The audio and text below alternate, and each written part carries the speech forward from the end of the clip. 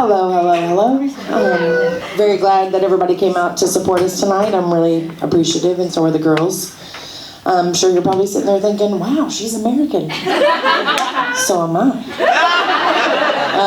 Occasionally I hear the seagulls outside, and I think I'm on a beach somewhere, but actually I put my feet on the floor, and it's fucking freezing. And then I realize I'm still in Liverpool.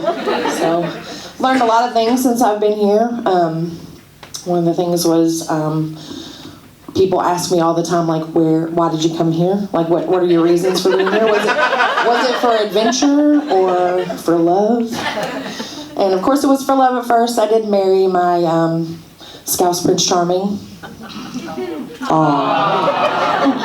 Then he turned out to be Lord Farquaad from a Jeremy Kyle episode. So after that, the adventure was to figure out how to get away from him. So I guess you could say my marriage was short. So was his penis.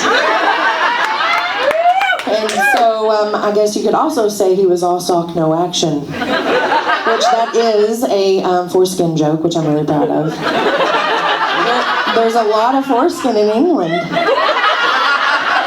Since I'm single, I've been figuring that out, because if you question that at all, all you need to do is make a Tinder profile, and then you'll find out, because then you'll have a Rolodex of dicks. I don't know what it is about Tinder or dating, but apparently guys like take pictures of it in like all these compromising positions.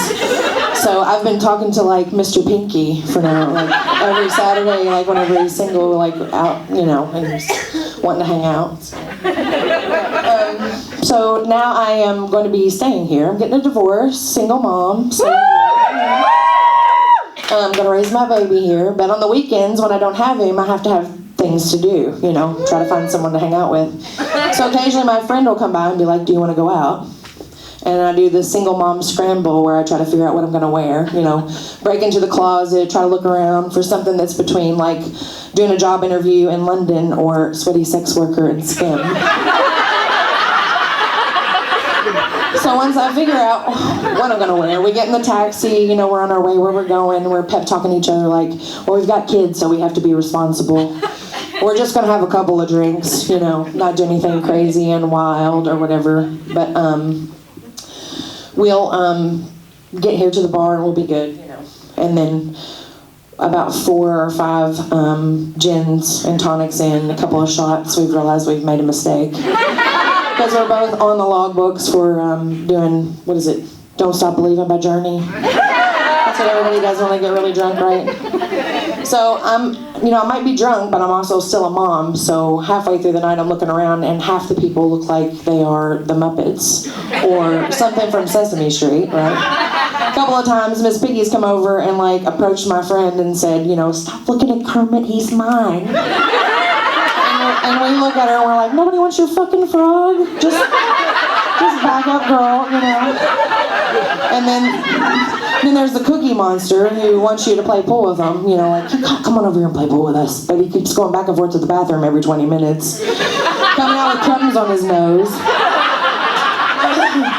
Playing with, like, what's that dude from the trash can, that smells like weed and bad intentions? Yeah, so, and then we see these 2 really nice guys that seem approachable. We might take them home, but we're not sure, Bert and Ernie over in the corner, right?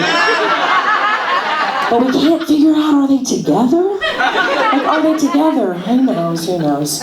So halfway, like, through the night when we're ready to go home, we decide we're going to take a shortcut when the bar closes, and we're skipping through the night, like 2 little midgets on the Yellow Brick Road, singing Bohemian Rhapsody because that was the last song someone did on karaoke.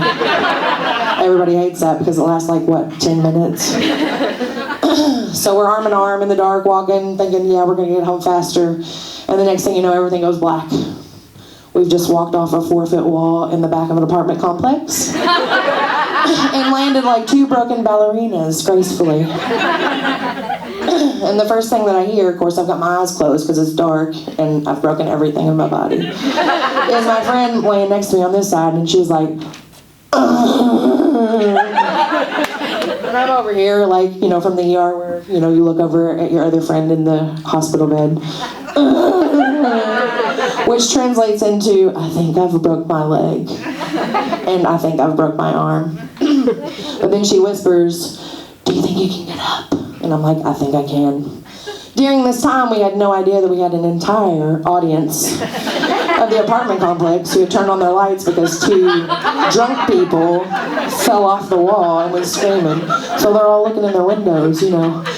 I'm sure you can probably understand what I'm talking about because it happens in football.